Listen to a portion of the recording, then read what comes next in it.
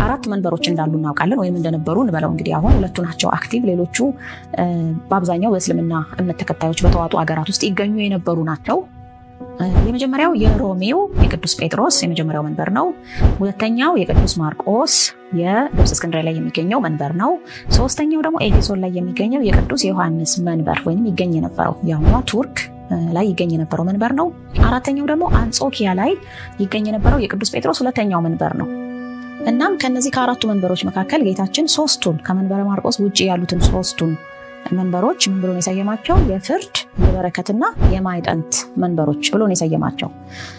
የእስክንድርያው መንበረ ማርቆስ ግን የሃይማኖት መንበር ብሎ ጌታችን ራሱ መርጦ የሰየመው እንደሆነ ሐዋርያት ያውቁ ነበር ይሄ መረጃ በቤተክርስቲያን ድርሳናት ላይ አለ አንዱ እንዳልኳችሁ ገድለ ማርቆስ የሚባለው መጽሐፍ ነው እናም የሃይማኖት መንበር ለምን ተባለ ከተባለ መሰረታዊው የሃይማኖት ትምህርት ተተንትኖ የሚሰጥበት ቦታ እንዲሆን ክርስቶስ ራሱ ስለመረጠው ነው ትክክለኛው የምስጢረ ሥላሴና የተዋህዶ እምነት ተብራርቶ የሚተነተንበት መንበር እንዲሆን ስለመረጠው የሃይማኖት መንበር ተብሎም ስለሚጠራ ለዚያም ደግሞ ኢትዮጵያውያን ሊቃውንት ትልቅ አስተዋጽኦ ያደረጉበት ስለሆነ በዚህ ትምህርት ዙሪያ ማለት ነው የመንፈሳዊ ትስስሩን ሐዋርያዊ ቅብብሎሹን በዚህ ምክንያት ይፈልጉት ነበር ማለት ነው እና እንደውም 318 ሊቃውንት ምንድነው ያደረጉት ምንም አይነት የሃይማኖት ተጻጽ ስላልተገኘበት ከመንበረ እስክንድርያ የሚመጣው የሚፈልቀው ትምህርት እስካሁን በነገረ ክርስቶስ ጉዳይ በነገረ ሥላሴ በክርስትና ሃይማኖት ትምህርት ስላልሳተ በነገረ መለኮትም የተራቀቀ ስለሆነ ትንታኔው ጥልቅና ሰፊ ስለሆነ ካሁን በኋላ ማንኛውም አይነት ጉባኤ በዓለም ክርስቲያኖች ሲደረግ የእስክንድርያው ጳጳስ ወይንም ከእስክንድርያ የሚመጣው ተወክሎ የሚመጣው ሊቅ ያንን ጉባኤ እንዲመራ ብለው ስርዓት ሰርተዋልና የኒቅያም ጉባኤ የኤፌሶን ጉባኤ ሲደረግ ከእስክንድርያ የሚመጡ ወይም የሄዱ ጳጳሳት ናቸው ቼር የሚያደርጉት ፕሪዛይዲንግ ስኮላር ተብለው የጉባኤው መሪ የሚሆኑት የእስክንድርያዎቹ ነበሩ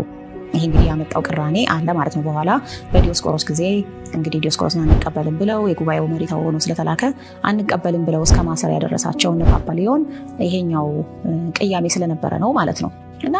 እነዛ ሊቃውንት ደግሞ ከቅዱስ ማርቆስ ጀምሮ ሲቆጥሯቸው እንግዲህ ቅዱስ ማርቆስ ኢትዮጵያዊ ነው